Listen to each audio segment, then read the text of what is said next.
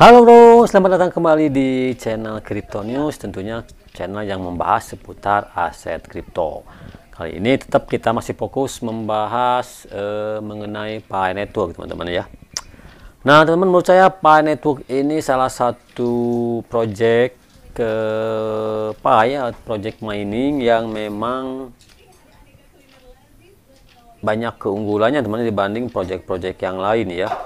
Sesuai dengan tampilan awal nih teman di web resminya dari Pi Network ini, bahwa mereka mengunggulkan tiga teman-teman ya, tiga keunggulan nih yang mereka kadang-kadang akan menjadi senjata mereka ya di masa depan teman-teman ya. Dan ini menurut saya pun memang betul adanya ya. Yang pertama yaitu terdesentralisasi teman-teman ini ya. Yang poin pertama terdesentralisasi. Nah, kita bahas dulu teman-teman ya. Menurut saya ini Pi Network ini memang salah satu project yang paling ya saat ini yang paling terdesentralisasi. Kenapa demikian? Karena seperti yang kalian ketahui bahwa di Pi Network ini untuk mendapatkan Pi Coin itu dengan cara nambang. Tentunya kalau dilihat sih kelas sangat mudah ya. Dengan kita cara klik petir saja sudah bisa mendapatkan beberapa Pi ya. Tetapi teman di sana ada semacam mekanisme yang ternyata setelah kita menambang koin pun, yang memang kan bisa dari ponsel, ini seperti dibilang kan, nambang dari ponsel dan ramah, tentunya ramah pengguna dan ramah lingkungan teman-teman ya. Oke, kita kembali ke kenapa disebut paling terdesentralisasi ya, karena itu tadi teman ya. Setelah mining ternyata kita itu harus melakukan proses KYC ya, atau Know Your Customer, di mana kita harus memverifikasi bahwa akun yang kita nambang itu betul-betul akun asli, bukan bot dan bukan akun palsu ya. Karena kenapa? Karena kita harus verifikasi nih, verifikasi KTP, wajah, selfie dan sebagainya ya, yang kalian mungkin sudah pernah tahu ya bagaimana proses KYC di Pi Network ini. Nah, itu membuktikan bahwa memang si core team ingin memastikan tidak ada orang yang bisa memonopoli atau mungkin curang ya dalam memperoleh Pi Coin ini, tentunya dengan cara KYC itu tadi. Jadi sebetulnya banyak orang yang mengeluh kenapa katanya di Pi Network itu setelah mining harus KYC, di project lain nggak ada KYC. Justru itu ya kelebihannya di sini, kelihatannya mempersulit, tapi padahal ini menurut saya si core team ini ingin betul-betul mengamankan, ingin betul-betul memastikan bahwa Pi yang ditambang itu benar-benar untuk satu akun, satu perangkat, dan satu identitas. Jadi gak ada seorang pun yang bisa serakah isinya ya, dia memonopoli atau mengakali ini supaya koin mereka banyak ya. Kemudian yang kedua teman-teman, kenapa saya bilang ini paling terdesentralisasi, yaitu karena kenapa? Karena di sini dibilang teman-teman untuk distribusi ya. Maaf, tadi di sini sudah ada nih untuk distribusi koinnya itu. Nah, ini teman-teman ya. Token yang didistribusikan teman-teman.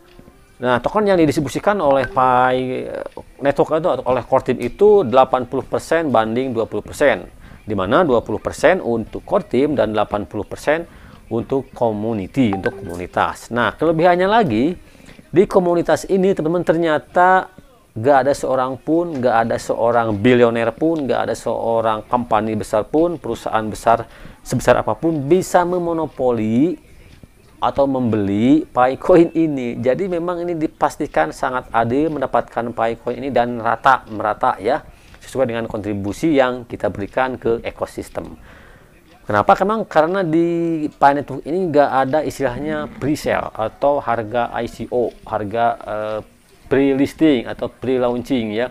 Semuanya didapatkan harus dengan cara yang sama, yaitu mining, nambang di HP mereka dengan satu akun, satu perangkat, satu identitas, dan tentunya harus dengan lolos KYC terlebih dahulu nantinya. Setelah itu baru dapat diklaim koinnya ya. Nah, di sini teman ya, di sini kelebihannya itu tidak dapat dibeli atau tidak dapat diborong oleh seseorang bilioner, oleh seorang whale misalnya ya. Dia ingin membeli Pi Coin ini di harga murah, tidak bisa teman-teman ya, karena memang mekanismenya di sini tidak ada pre-sale atau harga sebelum listing. Semua pionir, semua orang yang berminat di Pi Coin ini untuknya harus menempuh dengan jalan yang sama, yaitu nambang di handphone mereka, kemudian nambang di laptop mereka sebagai noder, dan kemudian harus lolos verifikasi KYC untuk mengklaim koin mereka. Jadi intinya memang ini sangat terdesentralisasi ya. Nah, teman-teman, itu ya dua alasan kenapa saya bilang untuk core team untuk Pi ini salah satu project yang paling terdesentralisasi ya, kan tidak ada seorang pun yang dapat memonopoli, memborong secara besar, atau memborong Pi ini beli misalnya, nggak bisa ya, karena memang tidak diperjualbelikan. Nanti kan mekanismenya bukan investor, mekanismenya bukan membeli koinnya, tetapi membarterkan barang yang akan mereka investasikan dengan koin Pi mereka, dengan koin Pi yang mereka inginkan. Makanya kan disebut si koin Pi ini nanti sebagai alat tukar di ekosistem ini, teman-teman ya. Nah, oke teman-teman, di sini dibilang juga bahwa maksimal nih pasokan ya. Maksimal pasokan katanya ini 100 miliar, teman-teman di sini. Dengan total maksimal pasokan 100 miliar Pi. Jadi kita bisa simpulkan sendiri, 80 miliar Pi itu berada di komunitas, teman-teman ya. Sehingga memang menurut saya ini sangat besar peluangnya untuk jadi aset yang jangka panjang, teman-teman ya. Siapa tahu ini memang saatnya terlahir mata uang baru ya, bukan hanya kertas dan logam, bukan hanya emas dan perak, tetapi koin token yang memang nanti secara bertahap nih akan dibutuhkan oleh semua orang. Amin ya. Nah, mudah-mudahan teman-teman ya ini sesuai dengan ekspektasi kita. Terus semangat, klik petirnya, dan jangan lupa saya ingatkan kembali, kalian yang baru melihat channel ini, silahkan untuk dukung dengan cara subscribe, like, komen, dan share, karena subscribe, like, komen itu gratis. Oke, itu sedikit informasinya.